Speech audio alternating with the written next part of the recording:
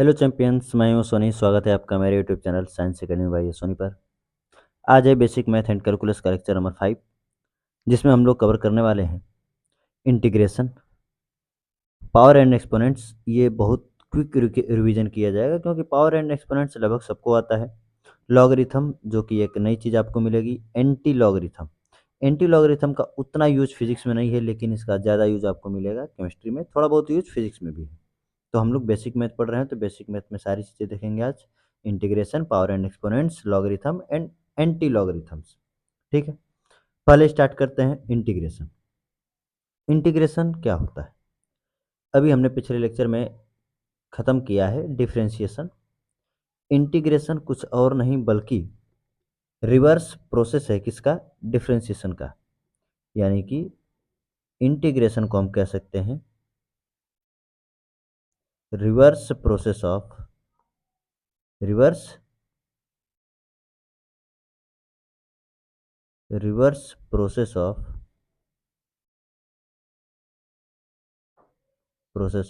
Differentiation.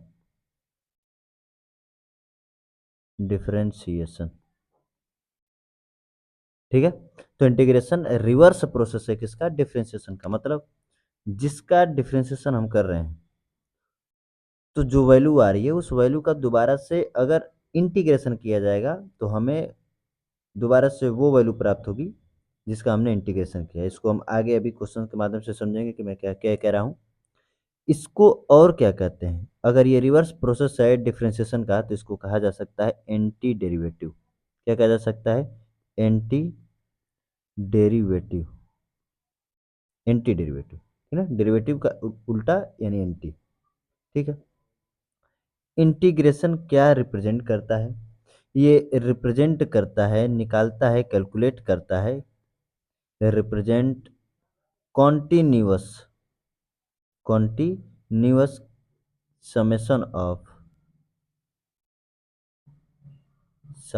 Of areas under a curve. यानी एक curve के अंदर ये कंटिन्यूअस समेशन डिनोट करता है। ये क्या कहना चाह रहा हूँ मैं, इसको समझेंगे एक हम ग्राफ बना करके। आइए एक ग्राफ यहाँ पर बना लेते हैं।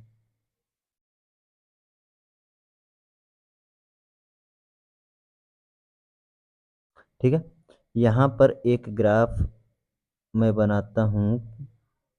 ये क्वाड्रेटिक इक्वेशन का एक ग्राफ बनाता हूँ। ये है आपका वाई एक्सिस, ये है आपका वाई एक्सिस, ये है आपका एक्स एक्सिस। तो ये जो मैं लिखा हूँ represent continuous summation of area under a curve, ये क्या कहना चाह रहा हूँ कि अगर यहाँ पर मैं एक एरिया लेना चाह रहा हूँ, ये एरिया यहाँ का, ये इतना, तो इस एरिया की वैल्यू हम किससे निकाल सकते हैं? इंटीग्रेशन से। सपोज करिए यहाँ पर ये पॉइंट x1 है, ये है पॉइंट x2। तो x1 और x2 पॉइंट के बीच जो एरिया है इसका कैलकुलेशन कौन कर सकता है? इंटीग्रेशन कर सकता है। यानी इंटीग्रेशन के माध्यम से हम इसके एरिया कैलकुलेट कर सकते हैं। कैसे कर सकते हैं? तो अगर हमें इसकी एरिया फाइंड करनी है, तो एरिया इक्वल टू क्या होगा? y का, किसका? y का। y का डिफरेंशिएशन करेंगे हम x के रिस्पेक्ट में, और वो वैल्यू किसके किसके बीच होगी? x1 और x2 के बीच। यानी x1 और x2 के बीच हमें फाइंड करना है एरिया, जो कि निकलेगा y डॉट डी एक्स है। अब ये मैं y डॉट डी एक्स जो दिखाया हूँ ये है क्या? y डॉट डी एक्स जो दिखाया गया है, पहले तो ये जो साइन मैं बनाया हूँ अभी, जो s की तरह दिख रहा है, ये s से ही बनाया गया है। एस को एस को दोनों साइड से, इधर से और इधर से पकड़कर खींचने पर जो साइन बनता है वो इंटीग्रेशन का साइन है। किसका साइन है? इंटीग्रेशन का। ठीक, तो इंटीग्रेशन के अंदर लिखा जाता है y डॉट डी एक्स। क्या लिखा जाता है? y dot D x. इसमें जो y है वो एक फंक्शन है। क्या है? फंक्शन। ठीक, जो x के फॉर्म में हो सकता है या किसी भी चीज़ के फॉर्म में हो सकता है। यहाँ पर जो x है ये बताता है कि एक्स के रिस्पेक्ट में क्या हो रहा है? इंटीग्रेशन हो रहा है। एक्स के रिस्पेक्ट में क्या हो रहा है? इंटीग्रेशन हो रहा है। फिजिक्स में आप कई जगह ये सिंबल भी देखे होंगे, इस तरह बन करके यहाँ पर एक सर्कल होता है, ठीक ना? ये क्या डिनोट करता है? ये सर्कल जो बना रहता है इंटीग्रेशन के ऊपर, ये किस चीज़ को डिनोट करता है? यह डिनोट करता है क्लोज इंटीग्रल को। किसको? क्लोज इंटीग्रल को, क्लोज इंटीग्रल को, यानी कि एक क्लोज फिगर के बीच का क्या है, इंटीग्रेशन है। जैसे गॉस लॉ में हम लोग पढ़ते हैं, एक गॉसियन सरफेस लेते हैं जो कि क्लोज होता है, 3D होता है, स्फीयर होगा, क्यूब हो सकता है, क्यूबॉइड हो सकता है, सिलेंडर हो सकता है, ठीक ना। तो उस क्लोज इंटीग्रल का हम लोग क्या कर सॉरी क्लोज फिगर का हम लोग क्या करते हैं, इंटीग्रेशन करते हैं, तो उसको कहा जाता है क्लोज इंटीग्रल। ठीक, ठीक है। आगे जो इंटीग्रेशन होता है वो होता है दो टाइप्स का। कितने टाइप्स का, दो टाइप्स का। एक होता है इनडिफिनिट इंटीग्रेशन और एक होता है डिफिनिट इंटीग्रेशन। तो पहले हम लोग जानेंगे कि इनडिफिनिट इंटीग्रेशन क्या होता है। नाम में ही इसका देखिए इनडिफिनिट है। इनडिफिनिट यानी जो डिफाइन यानी डिफिनिट ही ना हो, ठीक है, निश्चित ही ना हो, उसको हम लोग कहते हैं इनडिफिनिट इंटीग्रेशन। ठीक, क्या करता है ये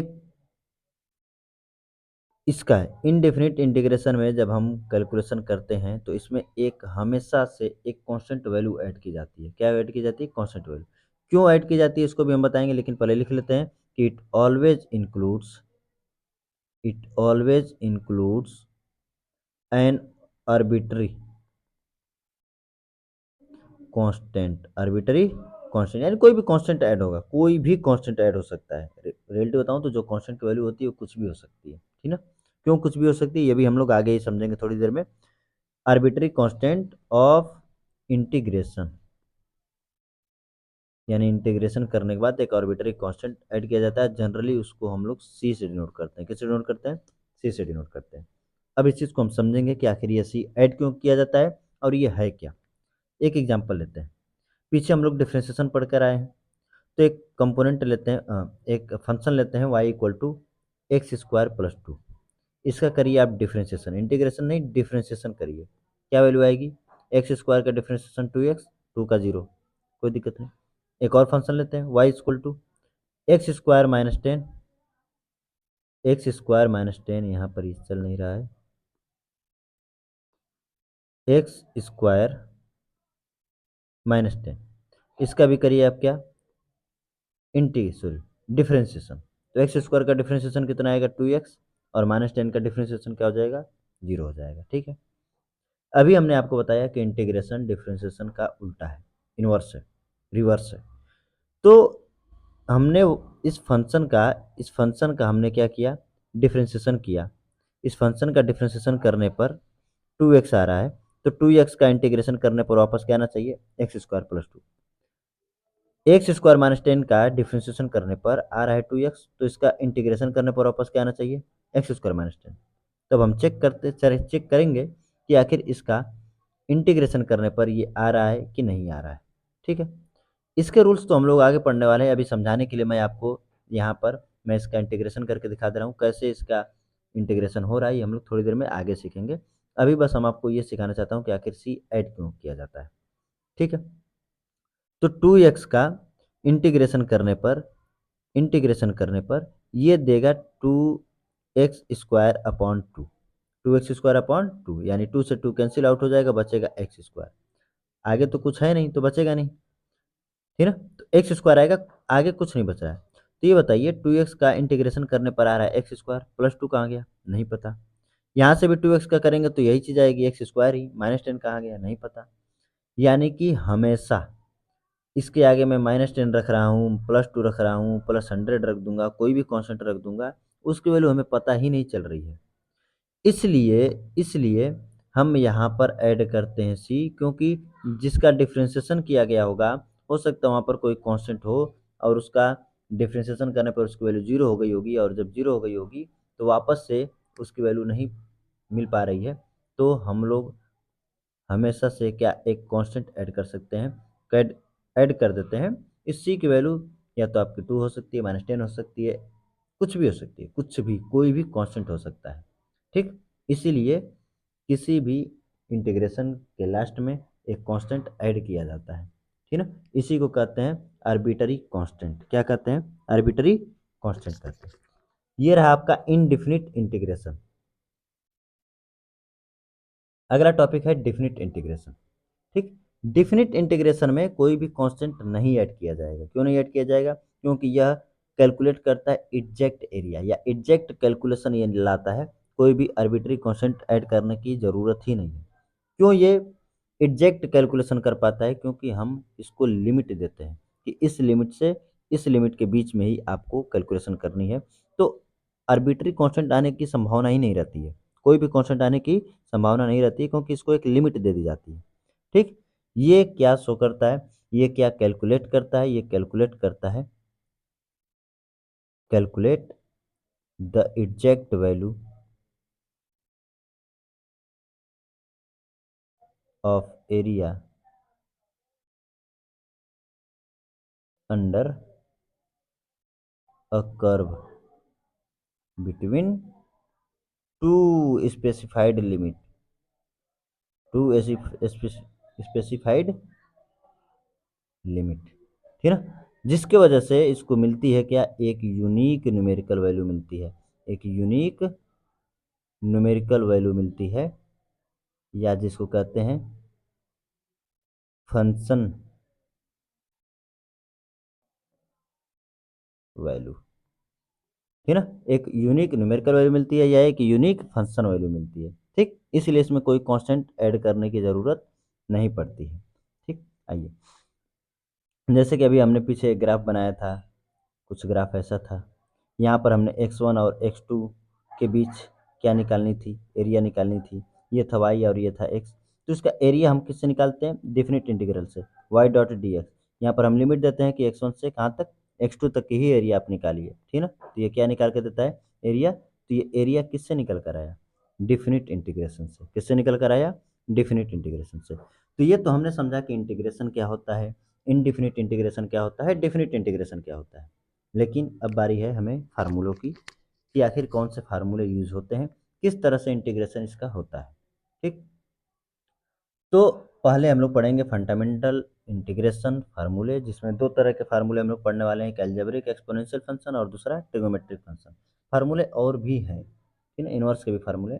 हमें उतना डीप जाने की जरूरत नहीं है, क्योंकि उतना डीप हमें मैथ में पढ़ने को मिलेगा, जो कि आप 12th में पढ़ सकते हैं, जेई की तैयारी कर रहे होंगे तो भी मैथ में पढ़ सकते हैं। हम बस उतनी इंटीग्रेशन पढ़ने वाले हैं जितना हमें फिजिक्स में काम आएगा। उससे हम थोड़ा सा एडवांस में चले जाएंगे तो कोई दिक्कत नहीं, लेकिन ज़्यादा डीप हमें नहीं जाना है इंटीग्रेशन में।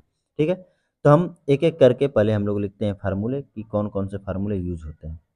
पहला जो फार्मूला है वो X to the power N का है, X to the power N dot D X. जिस तरह से डिफ्रेंशिएशन में पावर पहले आती थी और एक पावर कम हो जाती थी, यहाँ पर उसका उल्टा है। वहाँ पर पावर एक कम होती थी, यहाँ पर पावर एक ऐड होगी, यानी एन प्लस वन। और वहाँ पर मल्टीप्लाई होता था पावर पावर का, यहाँ पर डिवाइड होगा, लेकिन बढ़ने के बाद, यानी पावर ऐड होने के बाद डिवाइड होगा। और आप जानते हैं कि एक कांस्टेंट वैल्यू क्या होती है, ऐड होती है।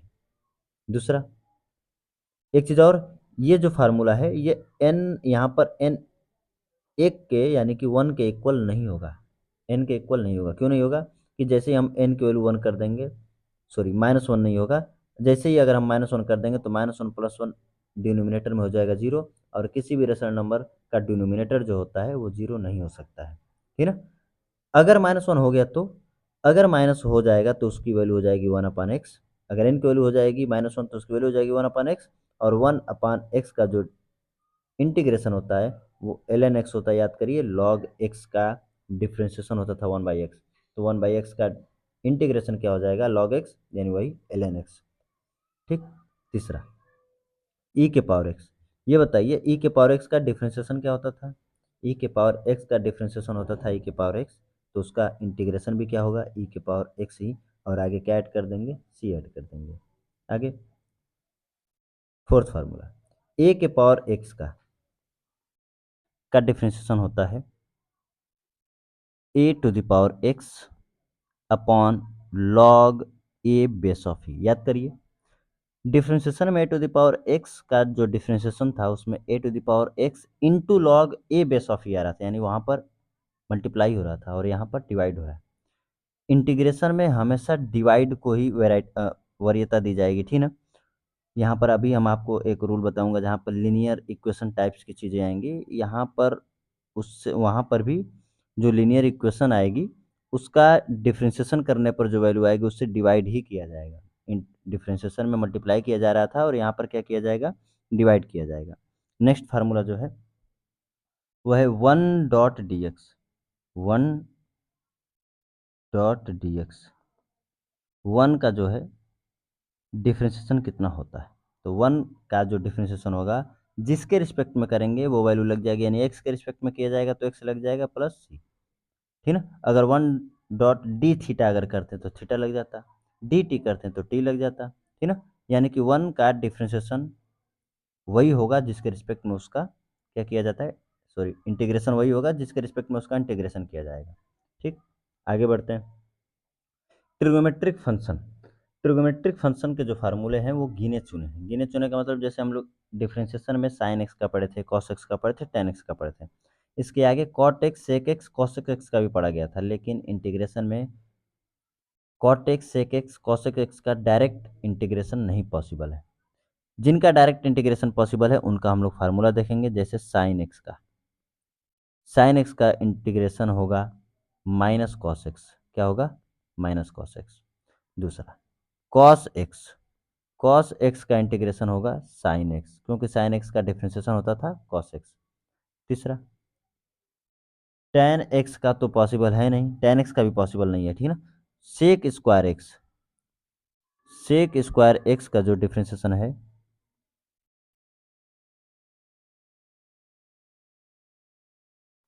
वो है टेन एक्स, क्या है, टेन एक्स, और आगे सी ऐड होता चला जाएगा। ठीक, मेन तो आपके यही है, मेन तो ये दोनों ही है, बाकी तो मैं बस लिख दे रहा हूँ, उसको आप बस पढ़ लीजिएगा, कोई लर्न भी नहीं होगा तभी कोई दिक्कत नहीं है। Cosec square x, cosec square x का जो इंटीग्रेशन है वो है minus cot x plus c. इसी तरह से sec x tan x d x, इसका डिफ्रेंशिएशन होगा वो होगा सेक एक्स प्लस सी। तो ये ट्रिग्नोमेट्रिक फंक्शन के आपके रहे क्या, फार्मूले, और यहाँ पर अलजेब्रिक और एक्सपोनेंशियल फंक्शन के रहे, ये फार्मूले रहे। हम आपको अब बताएंगे क्वेश्चन प्रैक्टिस में कि आखिर इनका, इन पर क्वेश्चन कैसे बनते हैं और कैसे इनका इंटीग्रेशन किया जाता है। लेकिन जैसे कि अभी हमने बात किया था लीनियर ट्रांसफॉर्मेशन प्रॉपर्टी की, यानी लीनियर इक्वेशन जब आता है तो उसका डिफरेंशिएशन कैसे किया जाता है, सॉरी इंटीग्रेशन कैसे किया जाता है। तो हम एक फंक्शन लेकर चल रहे हैं कि मान लेते हैं एक फंक्शन है जो कि ए एक्स प्लस बी के फॉर्म में है, dot D x, dot D x. ठीक, तो यहाँ पर ए एक्स प्लस बी का डिफ्रेंशिएशन करने पर आपको मिलेगा ए और बी का जीरो हो जाएगा, यहाँ पर बचेगा ए। तो ए से हम क्या करते हैं, डिवाइड करते हैं, ए से क्या करते हैं, डिवाइड करते हैं, और आगे जो वैल्यू आती है वो फंक्शन होता है जो ए एक्स प्लस बी वाले का क्या किया गया होता है, इंटीग्रेशन किया गया होता है, और आगे क्या लग जाता है, सी लग जाता है। ये जो रूल है इसको हम समझते हैं एग्जाम्पल से, एग्जाम्पल से ये चीज़ें समझ में आएगी कि आखिर मैं क्या कह रहा हूँ। Sine x, sine four x plus three, x नहीं फोर एक्स प्लस थ्री, ठीक ना। तो साइन एक्स का इंटीग्रेशन तो हमें पता है, sine four x plus three का कोई फार्मूला नहीं है, करेंगे क्या, तो साइन एक्स का अगर इंटीग्रेशन करेंगे तो माइनस कॉस एक्स आता है, तो कॉस एक्स ना करके cos four x plus three आएगा, और लीनियर इक्वेशन में जो एक्स का कंपोनेंट होता है उससे हो जाएगा डिवाइड, यानी कि 1/4 से मल्टीप्लाई हो जाएगा, 1/4 से क्या हो जाएगा, मल्टीप्लाई, या 4 से मल्टीप्लाई, और आगे क्या ऐड हो जाएगा, सी। इसी तरह से एक और फार्मूला देखते हैं, e to the power x, sorry 4x plus five dot D x. अब ये बताइए e to the power x का इंटीग्रेशन क्या होता है, e to the power x होता है, यानी e to the power 4x plus five रह जाएगा, लेकिन ये लीनियर इक्वेशन है, और लीनियर इक्वेशन में जो x का कंपोनेंट होता है उससे डिवाइड होता है, यानी कि 1/4 से यहाँ पर भी क्या हो जाएगा, मल्टीप्लाई हो जाएगा, और c से क्या कर दिया जाएगा, सॉरी c क्या कर दिया जाएगा, ऐड कर दिया जाएगा। तो ये रहा लीनियर ट्रांसफॉर्मेशन प्रॉपर्टी, जिसमें हमने आपको ये बताया कि जो भी लीनियर इक्वेशन होता है उसका, उसमें x का जो कंपोनेंट होता है उससे डिवाइड हो जाता है, उससे क्या हो जाता है, डिवाइड हो जाता है। अब सारे के सारे कॉन्सेप्ट हमने आपको बता दिए हैं, बात अब आएगी न्यूमेरिकल प्रैक्टिस की, क्योंकि हमें कोई भी formula, theory, concept numerical practice से ही समझ में आती हैं, उस तरह से नहीं। तो एग्जाम्पल देखेंगे एक एक करके। सपोज करिए मैंने एक फंक्शन दिया y equal to 3x² minus 5x plus 2, और इसका हमें करना है इंटीग्रेशन x के रिस्पेक्ट में। तो क्या करेंगे, 3x² minus 5x plus 2 dot D x, यानी सबका अलग अलग किया जाएगा इंटीग्रेशन। तो कांस्टेंट 3 है, रहने देते हैं। एक्स का स्क्वायर है तो उसमें एक पावर ऐड होकर के 3 हो जाएगा और 3 से डिवाइड भी हो जाएगा। -5 कांस्टेंट है, रहने देते हैं। एक्स के पावर 1 है और एक पावर ऐड होगी तो 2 हो जाएगा और उसी 2 से हम क्या करेंगे, डिवाइड करेंगे। समझिए ध्यान से, यहाँ पर पावर ऐड होती है, ऐड होने के बाद जो पावर आती है उससे डिवाइड किया जाता है। ठीक, +2 है। तो कांस्टेंट का जब हम इंटीग्रेशन करते हैं तो जिसके रिस्पेक्ट में उसका इंटीग्रेशन किया जाता है वो ऐड हो जाता है, यानी एक्स के रिस्पेक्ट में इंटीग्रेशन किया जा रहा है तो यहाँ पर क्या ऐड हो जाएगा, एक्स ही, और आगे ऐड हो जाएगा सी, यानी एक कांस्टेंट वैल्यू। 3 से 3 कैंसिल आउट, जो भी बच गया वो आपका हो गया इंटीग्रेशन। क्या हो गया, इंटीग्रेशन। ठीक है, ये था इनडेफिनिट इंटीग्रेशन, इसीलिए सी ऐड हो रहा है। इसीलिए क्या ऐड हो रहा है, सी ऐड हो रहा है। इसका यूज हम लोग फिजिक्स के कुछ न्यूमेरिकल में भी करते हैं, लेकिन लेकिन डिफरेंट इंटीग्रल का, क्योंकि वहाँ पर लिमिट लगती है, कुछ जगह पर इंडिफरेंट इंटीग्रल भी यूज होता है। ठीक है ना। सपोज करें मैं एक क्वेश्चन दे रहा हूँ कि फोर्स इक्वल टू है 2x + 5 न्यूटन, यानी फोर्स एक्स पे डिपेंड कर रहा है, डिस्प्लेसमेंट पे डिपेंड कर रहा है यहाँ पर, और हमें वर्क डन फाइंड करना है। क्या फाइंड करना है, वर्क डन। लेकिन कहाँ से कहाँ तक के लिए, जब डिस्प्लेसमेंट 1 से लेकर के कहाँ तक जाए, 3 तक जाए, यानी कि एक्स की वैल्यू 1 से लेकर कहाँ तक जाए, 3 तक जाए, तो हमें फाइंड करना है वर्क डन। अब वर्क डन निकालने के लिए हम करेंगे क्या, नहीं पता, तो आपको ये फार्मूला मिलेगा किसमें, वर्क पावर एंड एनर्जी में। फार्मूला मैं दे दे रहा हूँ ताकि आप बस इंटीग्रेशन कर पाएँ, क्योंकि आपको बस इंटीग्रेशन सिखाया जा रहा है। वर्क के फार्मूले या जो भी फार्मूले अभी मैं आपको बताऊंगा वो सारी चीज़ें चैप्टर में की जाएंगी। तो फार्मूला वर्क का होता है integration of F dot D x, और कहाँ से कहाँ तक, x1 से लेकर x2 तक। f की वैल्यू क्या है, 2x + 5 है, डॉट डी एक्स है, और x1 की वैल्यू है 1 और x3 की वैल्यू है 3। ये नीचे वाली जो वैल्यू उसको कहा जाता है लोअर लिमिट, और जो ऊपर वाली वैल्यू उसको कहा जाता है अपर लिमिट। ठीक ना, नीचे वाली वैल्यू लोअर लिमिट और ऊपर वाली वैल्यू जो होती है वो होती है अपर लिमिट। ठीक, आइए इंटीग्रेशन करिए इसका। 2 कांस्टेंट है, रहने देते हैं, कुछ नहीं होगा इसका। x के पावर 1 है और एक पावर ऐड होकर के हो जाएगा 2, और उसी से क्या करेंगे, डिवाइड भी। कांस्टेंट का x के रिस्पेक्ट में इंटीग्रेशन हो रहा है तो कांस्टेंट के आगे x लग भी जाएगा, और जो लिमिट दिख रही है वो आप बड़े ब्रैकेट के यहाँ कुछ ऐसे लगा देते हैं 1, और ये रहा 3, यानी लोअर वैल्यू, और ये ऊपर रही अपर वैल्यू। फार्मूला होता है upper minus lower, upper minus lower, यानी upper value minus lower value, यानी कि हम करेंगे कि ये 2 से तो 2 कैंसिल हो गया। अपर वाली वैल्यू रखेंगे पहले हम, इस जो भी इंटीग्रेशन करने पर हमें मिला है उसमें, फिर माइनस करेंगे लोअर वाली वैल्यू रखकर। मतलब करना, कहना क्या चाह रहा हूँ, एक्स की जगह पे पहले 3 रखेंगे ऊपर वाली वैल्यू, प्लस 5, एक्स में भी एक्स की जगह पे क्या रखेंगे, 3, ये रही अपर वैल्यू, माइनस इन्हीं के जगह पे आप लोअर वैल्यू रखेंगे, यानी कि एक्स की जगह पे 1 का स्क्वायर प्लस 5 × 1। ठीक है ना, ब्रैकेट लगा दिया हूँ दोनों को अलग अलग ताकि साइन का मिक्सिंग ना हो। 3 का जो स्क्वायर है वो हो जाएगा आपका 9, 5 का 3 में मल्टीप्लाई करेंगे तो हो जाएगा 15, -1 का स्क्वायर 1, और 5 × 1 भी हो जाएगा 5, यानी कुल मिलाकर रहने वाला है यहाँ पर 6। 15 + 9 हो जाएगा 24, -6 जो कि आएगा 18। तो ये 18 जूल का क्या किया जाएगा, वर्क किया जाएगा, क्योंकि वर्क का जो यूनिट होता है वो जूल होता है। ठीक है ना। तो ये देखिए, ये हमारा फिजिक्स में यूज हो रहा है इंटीग्रेशन। ठीक है ना, फिजिक्स में यूज हो रहा है, ये फार्मूला हम आपको दे दिए हैं, और आपको बस मैं इंटीग्रेशन सिखा रहा हूँ। क्या सिखा रहा हूँ, इंटीग्रेशन। और भी क्वेश्चंस करते हैं जो फिजिक्स में इंटीग्रेशन पर बेस्ड है। जैसे आपको दिया गया है वेलोसिटी, वेलोसिटी डिपेंड करता है टाइम पे, तो मैं एक इक्वेशन बना दे रहा हूँ, t² - 6 मीटर पर सेकेंड। ठीक है, मीटर पर सेकेंड। हमें फाइंड करना है डिस्प्लेसमेंट, लेकिन टाइम कहाँ से कहाँ तक, 0 से लेकर 3 सेकेंड तक, यानी कि टाइम इक्वल टू 0 से लेकर टाइम इक्वल टू 3 सेकेंड के बीच में कितना डिस्प्लेसमेंट हुआ, ये हमें फाइंड करना है। फार्मूला यहाँ पर भी नहीं पता कि कैसे हम डिस्प्लेसमेंट फाइंड करते हैं। तो डिस्प्लेसमेंट का फार्मूला आपको दिया जाता है, इंटीग्रेशन किया जाता है वी का टी के रिस्पेक्ट में, और लिमिट लगा दी जाती है t1 से लेकर कहाँ तक, t2 तक। तो v की वैल्यू ऊपर दी गई है जो कि है t² - 6 रख दिया गया, dt को dt की तरह रख दिया गया, और लिमिट लगा दिया गया 0 से लेकर कहाँ तक, 3 सेकेंड तक। अब देखिए टी का स्क्वायर है, इंटीग्रेशन करने पर एक पावर ऐड होगी, यानी 2 के बजाय हो जाएगा 3, और उसी से डिवाइड करेंगे। -6 कांस्टेंट है तो एक टी लग जाएगा, और लिमिट लगेगी 0 से लेकर कहाँ तक, 3 तक। अब क्या करेंगे, upper limit minus lower limit, upper limit minus lower limit.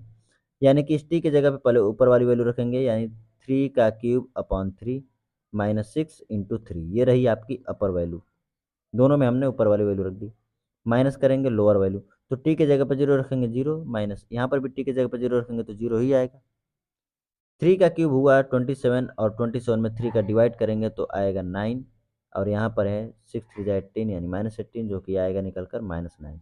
ये रहा आपका -9 मीटर, क्योंकि डिस्प्लेसमेंट की यूनिट होती है मीटर, डिस्प्लेसमेंट आ गया। ठीक, नेक्स्ट क्वेश्चन की बात करेंगे। नेक्स्ट क्वेश्चन के लिए हम एक और पेज ले लेते हैं, एक और क्वेश्चन करते हैं, एक और क्वेश्चन करते हैं जो कि है आपके ग्रेविटेशनल वाले चैप्टर पे। एक और क्वेश्चन करते हैं जो है, सपोज करिए E equal to 10/x² newton per kg. ये मैं क्वेश्चन बना रहा हूँ ग्रेविटेशनल वाले चैप्टर से, ठीक ना, ग्रेविटेशनल वाले चैप्टर से। ई क्या है? इंटेंसिटी है, ग्रेविटेशनल फील्ड की इंटेंसिटी है, और हमें फाइंड करना है gravitational potential difference. Gravitational potential difference, लेकिन कहाँ से कहाँ तक? x इक्वल टू 1 से लेकर के x इक्वल टू 5 के बीच में। अब डेल्टा वी का फार्मूला होता क्या है? डेल्टा वी इक्वल टू होता है माइनस x1 से लेकर के x2 तक E dot D x, e dot D x. E की वैल्यू दिया गया है 10/x², माइनस को बाहर रहने दीजिए। x1 की वैल्यू 1 और ये है 5। ई की वैल्यू है 10/x² डॉट डी एक्स। ठीक है, 10 कांस्टेंट है, बाहर ले लीजिए क्योंकि उसका इंटीग्रेशन नहीं होगा, -10 बाहर आ गया। एक्स स्क्वायर जो कि ऊपर जाएगा तो एक्स के पावर -2 होगा, एक्स के पावर -2 उसमें एक पावर ऐड होगी तो -1 आएगा, और उसी -1 से क्या कर देंगे? डिवाइड। लिमिट लगेगी 1 से लेकर कहाँ तक? 5 तक। ये जो -1 है इसको आप बाहर ले लीजिए, तो जो बाहर -10 दिख रहा है वो हो जाएगा +10।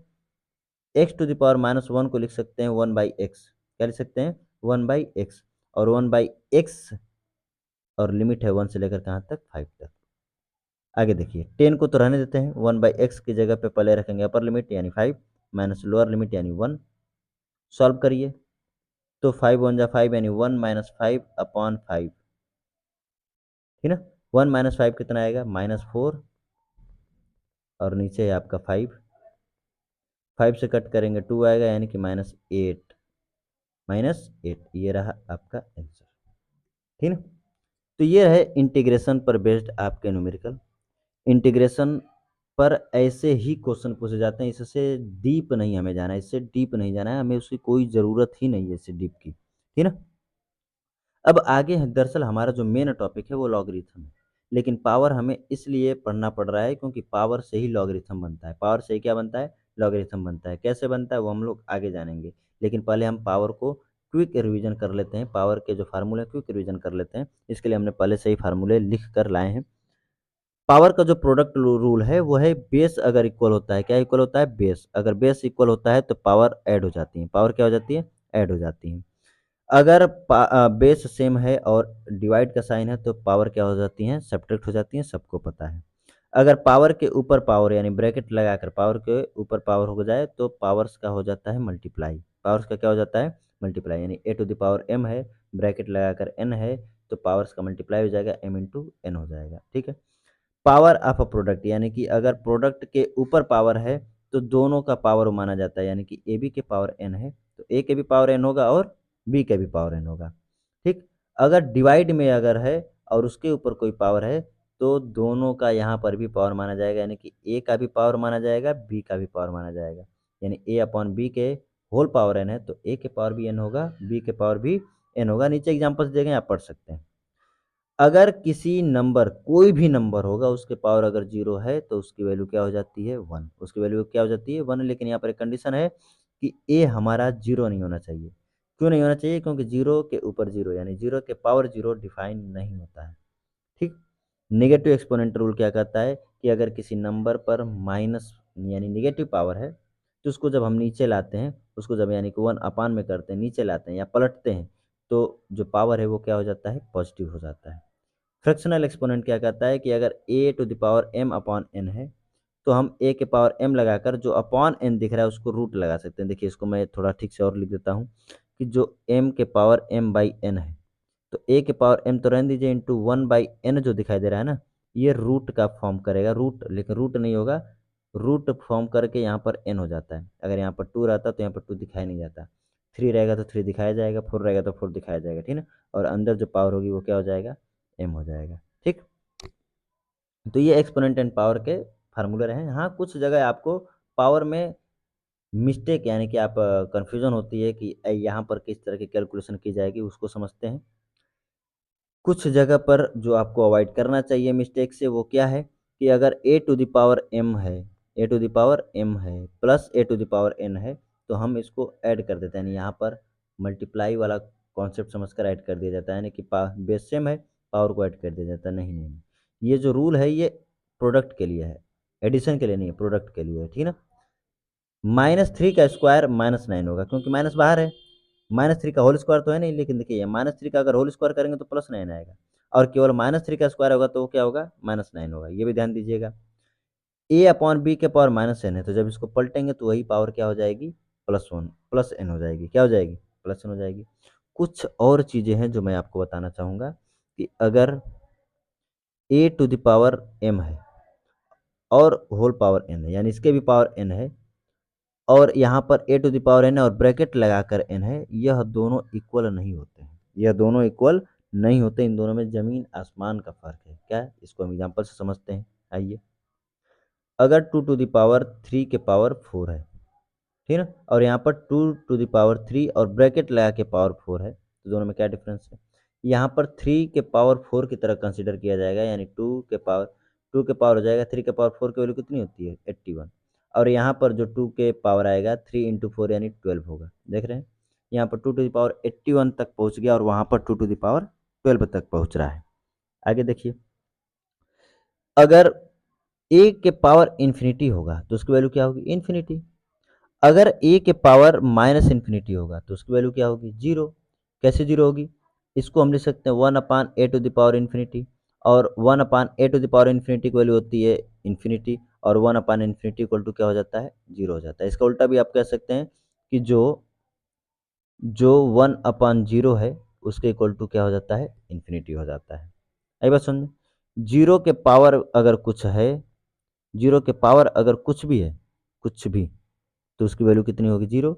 लेकिन जीरो के पावर जीरो नॉट डिफाइन, ये नॉट डिफाइन होता है, अनडिफाइन होता है, ठीक ना, नॉट डिफाइंड होता है, ठीक। अगर -a कोई नेगेटिव नंबर है, कोई नेगेटिव नंबर, कोई भी नेगेटिव नंबर है, उसके पावर में इवन नंबर है, ठीक ना, तो उसकी वैल्यू क्या आ जाती है, पॉजिटिव ए आती है, पॉजिटिव में ए आती है। लेकिन यही -a के पावर ऑड है, ऑड नंबर की पावर है, तो उसकी वैल्यू किसके बराबर आती है, नेगेटिव नंबर्स के बराबर आती है। अभी बस सुन, एक क्वेश्चन छोटा सा कर लेते हैं पावर पर, छोटा सा क्वेश्चन है उसको कर लेते हैं, फिर आगे बढ़ते हैं लॉगरिथम पे। ये पावर का क्विक रिवीजन रहा ताकि आप समझ पाएं, क्योंकि पावर से ही कनेक्टेड लॉगरिथम है, पावर से ही कनेक्टेड क्या है, लॉगरिथम है। एक कॉन्सेप्ट आपको सिखाता हूँ जहाँ पर हम पावर का कंपैरिजन करते हैं, पावर का क्या करते हैं, कंपैरिजन करते हैं, जिसका यूज हम लोग करेंगे डायमेंशनल एनालिसिस में, डायमेंशनल एनालिसिस में। एग्जांपल है क्या, 3 to the power 2x-1 equal to 27 के पावर मान लेते हैं x-2, ठीक है। इसको सॉल्व करके हमें एक्स की वैल्यू निकालनी है, किसकी वैल्यू निकालनी है, एक्स की वैल्यू निकालनी है। तो जब भी ऐसा क्वेश्चन होगा तो हमें दोनों साइड की जो पावर है वो सेम करनी होती है, यानी कि अगर इधर जो वैल्यू है वो 3 के पावर में है तो यहाँ पर भी 3 के पावर में करना होगा, और जो पावर होगी उसको हम इक्वल कर देंगे, ठीक। तो 3 के पावर जो 2x-1 है, 3 के पावर जो 2x-1 उसको रहने देते हैं। यहाँ पर जो 27 है इसको 3 के पावर 3 लिखा जा सकता है, और आगे जो पावर है उसको आप रहने दीजिए, x-2 को रहने दीजिए। तो यहाँ पर 3 टू द पावर क्या मिल रहा है आपको, एक मिनट, 3 टू द पावर आपको क्या मिल रहा है, 2x-1, और यहाँ पर मल्टीप्लाई करिए, 3 के पावर हो जाएगा 3x-6। पावर का जब कंपेयर करेंगे तो 2x-1 equal to 3x-6, solve करके देखिएगा एक्स की वैल्यू आ जाएगी 5, एक्स की वैल्यू क्या आ जाएगी, 5। यानी कि कभी भी आपको इस तरह से पावर वाले क्वेश्चन देगा तो आप पावर को क्या करेंगे, इक्वल कर देंगे। तो ये पावर का क्विक रिवीजन रहा, मेन हमें पढ़ना है लॉगरिथम और एंटी लॉगरिथम। पावर से कनेक्टेड था लॉगरिथम, और लॉगरिथम से कनेक्टेड है एंटी लॉगरिथम। रियलिटी बताऊँ तो एंटी लॉगरिथम कुछ और नहीं, पावर है। एंटी लॉगरिथम कुछ और नहीं, क्या है, पावर है। तो पहले हम पढ़ लेते हैं लॉगरिथम, फिर जानेंगे कि एंटी लॉगरिथम पावर क्यों है। लॉगरिथम क्या होता है, लॉगरिथम इनवर्स ऑपरेशन होता है, किसका, इनवर्स ऑपरेशन होता है, किसका, किसका? इनवर्स, एक मिनट, इनवर्स, इनवर्स ऑपरेशन होता है पावर का। किसका?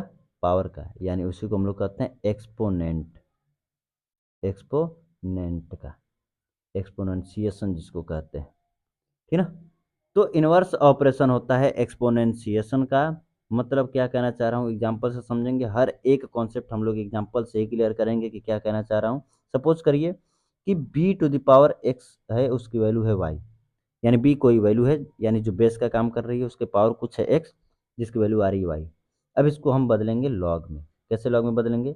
लॉग लिखेंगे तो जो यहाँ पर बेस है वो इसका भी बेस होगा, लेकिन यहाँ पर जो वैल्यू आ रही है वो यहाँ पर वैल्यू हो जाएगी, और जो पावर है वो इक्वल टू में चला जाएगा। यानी लॉगरिथम पावर की वैल्यू देता है। किसकी वैल्यू देता है? पावर, यानी पावर क्या आ रहा है? इक्वल में। आई बात सुन में। एक और चीज़, जो यहाँ पर बेस है, जो यहाँ पर बेस है यानी बी की जो वैल्यू है वो पॉजिटिव होनी चाहिए, नेगेटिव नहीं होगी, क्योंकि नेगेटिव के लिए डिफाइन नहीं होता लॉगरिथम। अगर बेस नेगेटिव है तो उसके लिए डिफाइन नहीं होता है लॉगरिथम। दूसरी चीज़ कि जो बेस है वो पॉजिटिव तो होना ही चाहिए, साथ में 1 के इक्वल नहीं होना चाहिए। किसके इक्वल नहीं होना चाहिए? 1 के इक्वल नहीं होना चाहिए। क्यों नहीं होना चाहिए? क्योंकि लॉगरिथम नेगेटिव नंबर्स का डिफाइन नहीं होता है, और न ही जीरो का डिफाइन होता है, नहीं जीरो का, यानी कि बी की वैल्यू जो होगी वो जीरो से क्या होगी? बड़ी होगी। जो बी की वैल्यू जो होगी वो जीरो से क्या होगी? बड़ी होगी, ठीक ना। इसको हम लोग लिख लेते हैं अपने लैंग्वेज में। क्या लिखेंगे? कि लॉगरिथम ऑफ नेगेटिव नंबर्स का लॉगरिथम डिफाइन नहीं होता है, तो नेगेटिव नंबर्स या जीरो का आर अनडिफाइंड या not defined in the real number line. Real number line कहिए या सिस्टम कहिए, ठीक है। तो कुल मिलाकर आप इतना समझिए कि लॉगरिथम नेगेटिव नंबर्स का डिफाइन नहीं होता है, और ना ही जीरो का डिफाइन होता है, और ना ही जीरो का डिफाइन होता है, ठीक। लॉगरिथम के टाइप्स की अगर बात करें तो लॉगरिथम दो टाइप्स के होते हैं। लॉगरिथम कितने टाइप्स के होते हैं? दो टाइप्स के होते हैं। कौन कौन से? पहला जो लॉगरिथम का टाइप है उसको कहा जाता है कॉमन लॉगरिथम। क्या कहा जाता है? कॉमन लॉगरिथम, जिसको हमने डिफरेंशिएशन में थोड़ा बहुत एक्सप्लेन किया था कि कॉमन लॉगरिथम क्या है। कॉमन लॉगरिथम को डिनोट करते हैं लॉग एक्स से। लॉग एक्स का मतलब होता है कि इसका जो बेस है वो 10 है। इसका जो बेस है वो क्या है? 10, यानी कॉमन लॉगरिथम उसको कहते हैं जिसका बेस 10 होता है। जिसका बेस कितना होता है? 10 होता है। दूसरा जो लॉगरिथम है वो है नेचुरल लॉगरिथम। क्या है? Natural logarithm. नेचुरल लॉगरिथम किसको कहते हैं? जिसका बेस 10 ना होकर के होता है ई। क्या होता है? ई। आपको मैं ई की वैल्यू भी बता देता हूँ। ई की जो वैल्यू होती है वो अप्रॉक्सीमेटली 2.718 होती है, 2.718 होती है, ठीक ना। और नेचुरल लॉगरिथम को लिखते हैं, डिनोट करते हैं एल एन एक्स से। किससे? एल एन एक्स से। और एल एन एक्स अगर लिखा होगा इसका मतलब ये होता है कि वो लॉग एक्स तो है लेकिन उसका बेस ई है। लॉग एक्स तो है, उसका बेस ई है। हमें रिलेशन चाहिए होता है एल एन एक्स में और लॉग एक्स बेस ऑफ 10 में, ठीक ना। क्योंकि हमें केमिकल काइनेटिक्स यानी केमिस्ट्री में भी उसका यूज करने को पड़ जाता है, और थर्मोडायनेमिक्स में भी हमें यूज़ करने को पड़ जाता है, फिजिक्स में भी। तो हम रिलेशन देख लेते हैं। क्या रिलेशन है इनका? कि अगर एल एन एक्स कहीं लिखा होगा तो उसको लॉग एक्स में हम कन्वर्ट करने के लिए 3.303 से मल्टीप्लाई करते हैं, तब जा कर के वो चेंज हो जाता है लॉग एक्स में, जिसका बेस हो जाता है 10। जिसका बेस हो जाता है 10, ठीक ना। ये आपको याद रखना पड़ेगा। इसको आप याद रख लीजिए कि जो एल एन एक्स होता है उसको 10 लॉग एक्स बेस ऑफ 10 में कन्वर्ट करने के लिए 2.303 से क्या करते हैं? मल्टीप्लाई करते हैं, ठीक।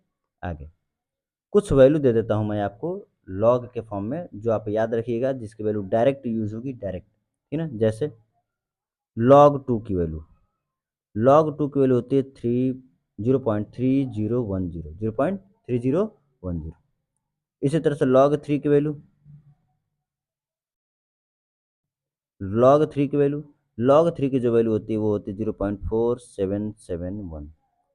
log 5 की वैल्यू ये होती है 0.6990, जिसको हम अप्रॉक्सीमेटली 0.7 भी रखते हैं। ठीक, इसी तरह से log 7 की वैल्यू, log 7 की जो वैल्यू होती है वो होती है 0.84। क्या होती है? 0.84। चलो भाई, 0.84। ये चार वैल्यूज आपको लर्न होनी चाहिए, ठीक ना। तो यहाँ पर हमने लॉगरिथम का आपको बेसिक कॉन्सेप्ट सिखाया है। अब आइए देखते हैं उसके फार्मूले, ठीक ना, उसके फार्मूले। तो लॉगरिथम के ये रहे कुछ फार्मूले जो कि हमने पहले से लिख कर लाए हैं ताकि आपका समय बचे, क्योंकि मैं उतना लंबा वीडियो नहीं चाहता हूँ। पहला है प्रोडक्ट रूल। अगर लॉग में प्रोडक्ट में कोई चीज़ दी गई जैसे m/n, तो ये ऐड हो जाता है अलग अलग जब लॉग में हम बदलते हैं, तो यानी कि log m base of b, log n base of b, यानी कि बेस जो पहले रहता है वही रह जाएगा। इसी तरह से अगर डिवाइड में कोई है m/n है तो वो माइनस में टूटता है। पावर रूल की अगर बात करें तो अगर वैल्यू के ऊपर जो पावर होती है, जैसे यहाँ पर k पावर है तो पावर क्या होगी? पहले चली आएगी, ठीक ना। बेस पावर रूल, यानी कि अब जो है जो वैल्यू लिखी गई है वहाँ पर बेस के पावर है।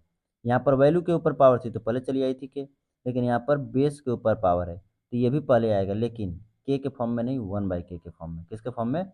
1/k के फॉर्म में। देखिए बेस के ऊपर पावर आ रहा है तो किसके फॉर्म में आ रहा है? 1/k के फॉर्म में आ रहा है। बेस चेंज, हम बेस को चेंज कर सकते हैं। कैसे चेंज करेंगे? ध्यान से समझिएगा। ये log a base of b है, log a base of b है। पढ़ने का तरीका सुनिए, log a base of b, तो जो बेस में है उसको नीचे करिए, जो वैल्यू है उसको ऊपर करिए, यानी कि log a को ऊपर किया, log b को नीचे किया, ठीक ना। log a को ऊपर किया और log b को नीचे किया, और इसका जो बेस है, दोनों का जो बेस है वो आप कुछ भी लीजिए, जो भी आपको चेंज करना होगा, जो भी आपको चेंज करना होगा उसका बेस ले लीजिए। हमने उसको किससे दिखा दिया है? सी से दिखा दिया है। फिर से समझिए, log a base of b है तो बेस वाले को हमने नीचे किया, ए वाले को हमने ऊपर किया, और जो भी हमें बेस चाहिए वो हम बेस लगा लेंगे। इसका यूज फिजिक्स में नहीं है और नहीं केमिस्ट्री में, बहुत कम यूज है, लेकिन फार्मूले हम आपको सारे बता रहे हैं, यहाँ पर हमने वो फार्मूले भी बता दिए। Reciprocal base rule, reciprocal base rule क्या कहता है कि अगर log a base of b है तो उसको जब हम 1 में लाएंगे तो ये आपस में उलट जाएंगे, यानी कि जो log a base of b था वो log b base of a हो जाएगा। इसे कहते हैं रेसिप्रोकल बेस रूल। आई आइडेंटिटी रूल क्या कहता है कि अगर दोनों आइडेंटिकल है, सेम है, तो उसकी वैल्यू किसके इक्वल हो जाती है? 1 के। जीरो रूल क्या कहता है कि log 1 की जो वैल्यू हो जीरो होगी, log 1 की जो वैल्यू है वो जीरो होगी, चाहे बेस कुछ भी लीजिए, चाहे बेस कुछ भी लीजिए, log 1 की वैल्यू जो है जीरो होगी। बेस कुछ भी लेने का मतलब ये नहीं कि आप नेगेटिव नंबर्स लेंगे या जीरो लेंगे, नहीं, क्योंकि नहीं नेगेटिव नंबर्स के लिए डिफाइन है और नहीं जीरो के लिए डिफाइन है। बेस नहीं नेगेटिव नंबर होना चाहिए और नहीं जीरो होना चाहिए, ठीक है। आगे, exponent substitution identity. Exponent substitution identity का मतलब ये है कि अगर कोई वैल्यू है उसके पावर में है log bx, देखिए log x base of b, log x base of b, तो उसकी वैल्यू कितनी आ जाती है? x आ जाती है। दरअसल ये 9th जो रूल है वो 10th से एक्सप्लेन होता है, तो पहले 10th को समझ लेते हैं। ये जनरल सब्स्टिट्यूशन इंटरचेंज होता है। क्या कहता है कि अगर कोई वैल्यू है उसके पावर में है log c base of b, ठीक है, log c base of b, तो ये आपस में इंटरचेंज हो जाएंगे। कौन कौन? यानी जो a है और c है ये आपस में इंटरचेंज हो सकते हैं। तो मैं c की जगह पे a को रख दिया और a की जगह पे c को रख दिया। यहाँ पर भी वही काम करिए आप, x और b को आपस में इंटरचेंज करके देखिए तो log b base of b हो जाएगा। log b base of b होगा और x पहले चला आएगा, यानी इसको मैं लिख के दिखाता हूँ। यहाँ पर x को पहले लेकर चले आइए और log b base of b होगा, ठीक ना। तो log b base of b की वैल्यू हो जाती है 1, तो x इंटू वन, और x इंटू वन होगा कितना? x ही तो होगा, ठीक ना, इसलिए ये आ रहा है। ठीक, आइए, ये तो रहे फार्मूले किसके? किसके फार्मूले? ये रहे लॉगरिथम के, ठीक। लेकिन कुछ मिस्टेक हो सकती है कैलकुलेशन में, उसको हम समझ लेते हैं कि कभी कभी लॉग में अगर प्लस में भी कोई चीज़ होती है तो उसको हम अलग अलग लॉग के इंटू में लिख देते हैं। नहीं, ऐसा नहीं होगा। यानी एडिशन वाला जो फॉलो कर रहा था log m इंटू एन, वो कन्वर्ट होकर के log m plus log n हो जा रहा था, लेकिन उसका उल्टा पॉसिबल नहीं है। इसी तरह से log m upon log n equal to हम log m माइनस n भी नहीं लिख सकते हैं। आई बात समझ में? तो यहाँ पर हमने आपको सारे कॉन्सेप्ट क्लियर करा दिए हैं, सारे फार्मूले क्लियर करा दिए हैं, लेकिन वही बात है कि जब तक हम न्यूमेरिकल की प्रैक्टिस नहीं करेंगे तब तक हमें और जो क्लियरिटी है वो नहीं आएगी। तो हम करेंगे कुछ क्वेश्चन प्रैक्टिस, ठीक। क्वेश्चन प्रैक्टिस से ही हमें समझ में आती हैं चीज़ें, कि आखिर लॉगरिथम का यूज कैसे हो रहा है। जैसे पहला क्वेश्चन मैं दे देता हूँ log 5 इंटू 10⁻³ तो आप देखिए मैं जो ये क्वेश्चन दिया हूँ वो m इंटू एन पर बेस्ड दिया हूँ, यानी कि दो नंबर्स का मल्टीप्लाई में दिया हूँ और यहाँ पर पावर में भी चीज़ें आ रही हैं, यानी कि पावर वाला रूल है, यानी कि दो रूल का ये मिक्स क्वेश्चन है। क्या करेंगे पहले तो log 5 और प्लस log 10⁻³ को हमने अलग अलग कर लिया। log 5 की वैल्यू डायरेक्ट आपको लिखाई गई है, log 5 की वैल्यू डायरेक्ट दिखाई गई जिसकी वैल्यू हम लोग लेते हैं अप्रॉक्सीमेटली 0.7, ठीक है 0.7 प्लस log 10⁻³ तो -3 आपका पहले चला आएगा और बचेगा log 10। log 10 लिखा गया है तो उसका बेस भी 10 होता है, यानी कि log 10 की वैल्यू हो जाती है 1। log 10 की वैल्यू कितनी हो जाती है 1, याद रखिएगा log 10 की वैल्यू बेस ऑफ 10 है तो वैल्यू क्या हो जाएगी 1 हो जाएगी, यानी यहाँ पर बच रहा है 0.7 -3 जिसकी वैल्यू आएगी -2.3 ठीक। ये रहा पहला क्वेश्चन। इसी तरह दूसरा क्वेश्चन है, इसको आप खुद ट्राई कर लीजिएगा। log माइनस में देते हैं इसको 8 इंटू 10⁵ ठीक ना, तो इसको भी आप तोड़ लीजिएगा अलग अलग और सॉल्व कर लीजिएगा, या मैं खुद सॉल्व कर दे रहा हूँ। log 8 को अलग करिए प्लस log 10⁵ को अलग करिए। log 8 की वैल्यू अगर हम निकालना चाहेंगे तो log 8 की वैल्यू तो हमने डायरेक्ट लिखा ही नहीं है, लेकिन इसको लिखा जा सकता है 2⁵ और यहाँ से जो 5 पावर है वो पहले चला आएगा और बचेगा log 10। क्या बचेगा log 10। log 10 की वैल्यू कितनी होती है 1। यहाँ से जो पावर 3 है वो पहले चला आएगा और log 2 बचेगा, log 2 की वैल्यू होती है 0.3010 और यहाँ से सिर्फ बचेगा 5। माइनस को बाहर ही रहने दीजिए, मल्टीप्लाई करिए तो 300 3 1 जा 3 300 3 3 जा 9.0 और यहाँ से है +5, तो 5 को ऐड करेंगे तो कुल मिलाकर ये वैल्यू आएगी -5.9030। ये रहा आपका आंसर। और क्वेश्चन देखते हैं। log 200 छोटे छोटे क्वेश्चन हम लोग कर रहे हैं, ज़्यादा बड़े बड़े की हमें यानी डीप की इसमें भी आवश्यकता नहीं है, लेकिन जितना करा रहा हूँ इतने में ही पूरी की पूरी आपकी फिजिक्स हो जाएगी। log 200 को क्या लिख सकते हैं, इसको लिखा जा सकता है log 2 इंटू 100। प्रोडक्ट में हमने कन्वर्ट कर लिया, यानी कि log 2 अलग हो जाएगा प्लस log 100 जिसको हम लिख सकते हैं 10⁻² अलग हो जाएगा। log 2 की वैल्यू कितनी होती है 0.3010। log 10 बेस ऑफ 2 में से 2 पहले चला आएगा, log 10 की वैल्यू हो जाएगी 1 और इसको ऐड करेंगे तो कितना आने वाला है 2.30। एक मिनट 2.3010 ये रहा आपका आंसर, ठीक। Fourth question ln2। ln2 ln2 की वैल्यू तो आपको डायरेक्ट यूज में आएगी, केमिकल काइनेटिक्स में डायरेक्ट यूज में आएगी। तो पहली बात कि ln2 की वैल्यू हमें पता ही नहीं है, इसको हमको कन्वर्ट करना पड़ेगा लॉग में, और लॉग में कन्वर्ट करने के लिए हम 2.303 से मल्टीप्लाई करेंगे तब ये बदलेगा log 2 में। अब इसका बेस 10 है, अब हमें पता है log 2 की वैल्यू, तो log 2 की जो वैल्यू होगी वो होगी 0.3010 मल्टीप्लाई जब इसका आप करेंगे तो 0.6930 ये आपका आएगा आंसर। आप चाहेंगे तो ये वैल्यू लर्न भी कर लीजिए, डायरेक्ट यूज होती है केमिकल काइनेटिक्स में, ठीक। और क्वेश्चन प्रैक्टिस करेंगे, क्वेश्चन प्रैक्टिस जितना करेंगे उतना ही हमें चीज़ें क्लियर होंगी कि अलग अलग क्वेश्चन सॉल्व किस तरह से हो रहा है, ठीक।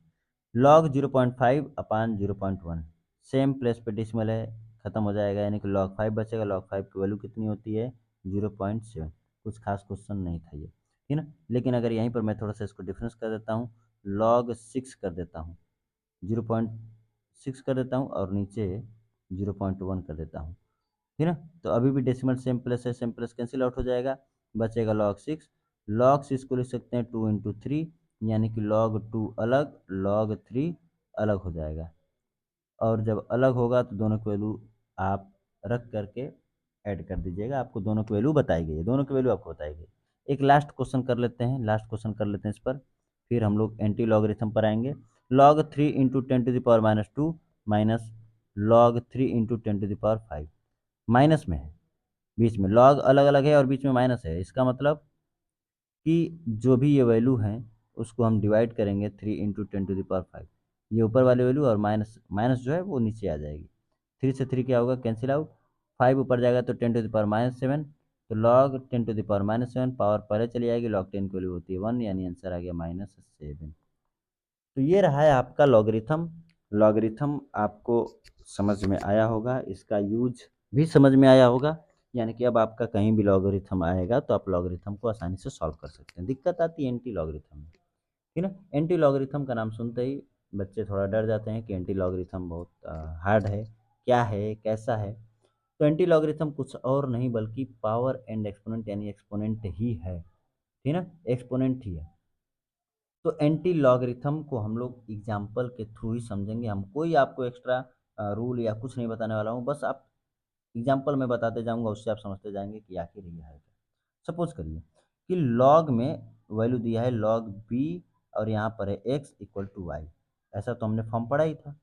अब अगर इसको एंटी लॉग में कन्वर्ट किया जाएगा तो एंटी लॉग इसका हो जाएगा, बेस तो वही रहेगा, वैल्यू जो वाई है वो पहले चली जाएगी और एक्स बाद में चला जाएगा, यानी कि ये वैसे ही है जैसे b to the power y के इक्वल टू एक्स होता है।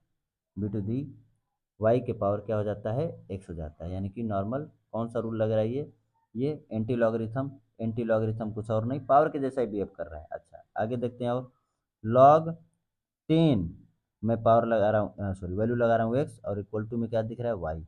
इसको भी अगर आप एंटी लॉग में बदलेंगे, एंटी लॉग में बदलेंगे तो बेस तो 10 रह ही जाएगा, वाई पहले चलाएगा, इक्वल टू क्या बचेगा एक्स, यानी कि ये वही वैल्यू है जो 10 to the power equal to x दे रही है। 10 to the power y x को हम कन्वर्ट करेंगे लॉग में तो ये आएगा, आप कन्वर्ट करके देख लीजिए, बेस यही है, बेस 10 है, वैल्यू एक्स है, इक्वल टू वाई करता है, ठीक है ना, यानी एंटी लॉग पावर ही तो है। लॉग 10 वैल्यू है 100 इक्वल टू 2, यानी इसको अगर एंटी लॉग में कन्वर्ट किया जाएगा तो लॉग 10 को रहने दिया जाएगा, 2 पहले चलाएगा इक्वल टू 100, यानी ये तो वही वैल्यू है 10 के पावर 2 इक्वल टू कितना 100। ठीक, एक और लॉग 0.1 बेस है 10 इक्वल टू -1। इसको जब हम एंटी लॉग में कन्वर्ट करेंगे, यहाँ पर भी एंटी लॉग रहेगा, इसको जब हम एंटी लॉग में कन्वर्ट करेंगे तो 10 के पावर -1 इक्वल टू क्या आएगा 0.1। और ये तो वैसे भी हमें पता है कि 10 के पावर -1 की वैल्यू कितनी होती है 0.1 होती है।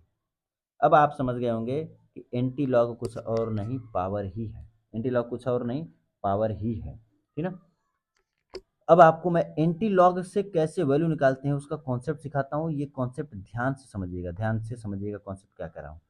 अगर कहीं आपको लॉग वैल्यू दिया है, अगर कहीं आपको लॉग में वैल्यू दिया है जिसको हम लॉग वैल्यू कहते हैं, तो उसमें दो चीज़ें होती हैं। अगर कहा जाए प्रोफेशनली तो कैरेक्टरिस्टिक्स कहा जाता है, एक को क्या कहा जाता है कैरेक्टरिस्टिक्स, और एक को कहा जाता है मंतिसा।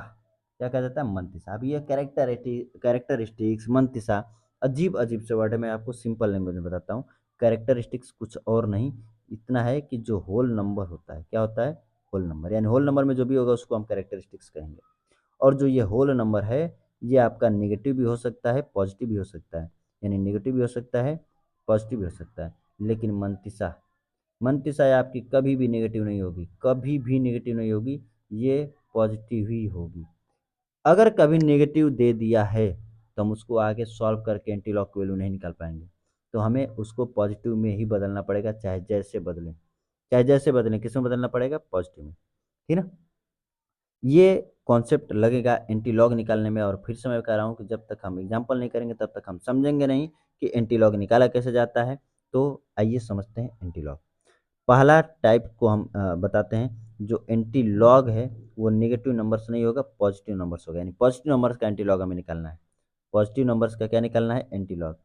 तो ये चल नहीं रहा है, एक मिनट। 2.4771, 2.4771 ये पॉजिटिव नंबर्स है। पॉजिटिव नंबर्स का एंटी लॉग निकालना बहुत आसान होता है। कैसे, जो भी होल में यानी कि होल है, होल नंबर कितना है 2, ये तो बाकी आगे के जो 477 है ये तो डेसिमल है, ये किस में है डेसिमल में है, होल नंबर तो आपका कितना है 2 ही है। तो जो होल नंबर होता है उसको हम 10 टू द पावर में कन्वर्ट कर लेते हैं, इनटू जो डेसिमल में वैल्यू होती है उसको एंटी लॉग में ही रहने देते हैं, उसको हम एंटी लॉग में ही रहने देते हैं, यानी एंटी लॉग 0.4771 हो जाएगा। ठीक, अब हम देखेंगे कि आखिर 0.4771 लॉग में कितने की वैल्यू होती है। तो अगर आप देखेंगे कि लॉग में 0.4771 जो वैल्यू होती है वो होती है 3 की, यानी कि लॉग 3 की जो वैल्यू होती है 0.4771 होती है, यानी कि एंटी लॉग 0.4771 की वैल्यू हो जाएगी 3। क्या हो जाएगी? 3। तो यहाँ पर 10⁻² को रन दीजिए और यहाँ पर वैल्यू हो जाती है 3, यानी कि कुल जो आंसर है वो है 3 इंटू 10⁻²। ये रहा पॉजिटिव वैल्यू का एंटी लॉग। दूसरा कॉन्सेप्ट समझते हैं जहाँ पर नेगेटिव वैल्यू का हम एंटी लॉग देखेंगे, यानी एंटी लॉग ऑफ -3, सॉरी, -1.3010, ठीक है ना। तो अभी हमने आपको बोला कि नेगेटिव नंबर्स का हम एंटी लॉग नहीं ले सकते। इसके लिए हम क्या करेंगे, ध्यान से समझिएगा, मैं एकदम आसान तरीका आपको बताने वाला हूँ। माइनस को आप बाहर ले लीजिए और जो 1.303 दिख रहा है उसको हम किसी बड़े पॉजिटिव नंबर में से माइनस करेंगे, यानी उसके पास वाले में, यानी उसके पास वाले में से ही माइनस करेंगे जो कि है 2 माइनस। अब बताइए 2 में से क्या माइनस करेंगे, तो 1.3010 आ जाएगा। तो 2 माइनस 0.6990 अगर मैं माइनस करूं तो वो आएगा आपका 1.3010, ठीक है। अब जो बाहर माइनस लिया गया था उसको आप अंदर कर दीजिए, जो बाहर माइनस की लिया गया था उसको क्या कर दीजिए अंदर। देखिए जो पहले माइनस था उसको हमने बाहर कर लिया और जो वैल्यू बच गई उसको हम उससे जस्ट बड़े नंबर में से कुछ ऐसा माइनस कर देंगे कि वही आ जाए, ठीक है। अब इस माइनस को अगर अंदर लिया जाए तो ये -2 और माइनस माइनस प्लस हो जाता है 0.6990। तो अभी हमने आपको कहा कि ये जो वैल्यू है ये पॉजिटिव नेगेटिव कुछ भी हो सकती है क्योंकि होल नंबर है, लेकिन ये जो वैल्यू है ये हमेशा पॉजिटिव ही होनी चाहिए। इसके लिए हमें ये सारी चीज़ें करनी पड़ी है और वो हमेशा ही करना पड़ेगा। कभी भी डेसिमल में जो वैल्यू है अगर वो नेगेटिव आ रही है तो उसके लिए हम यही करेंगे कि उसके पास वाले नंबर में से माइनस करके दोबारा से माइनस को अंदर ले जाकर क्या कर लेंगे, प्लस कर लेंगे। अब देखिए जो माइनस में होल नंबर आ रहा है वो तो 10 के पावर में चला जाएगा, 10⁻², और बाकी जो डेसिमल वैल्यू है वो एंटी लॉग में रह जाएगा 0.6990।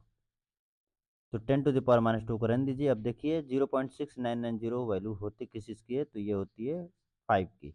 तो 5 लगा दीजिए, यानी ये आंसर आपका 5 इंटू 10⁻²। ठीक। तो ये पॉजिटिव नंबर्स का भी एंटी लॉग निकालना हमने सीख लिया, नेगेटिव नंबर्स का भी एंटी लॉग लगाना सीख लिया, ठीक है। मैं इसके आगे कुछ होमवर्क्स अटैच कर दूंगा जो आप प्रैक्टिस करके आप और क्लियर तरीके से सीख पाएंगे कि कैसे एंटी लॉग निकालते हैं।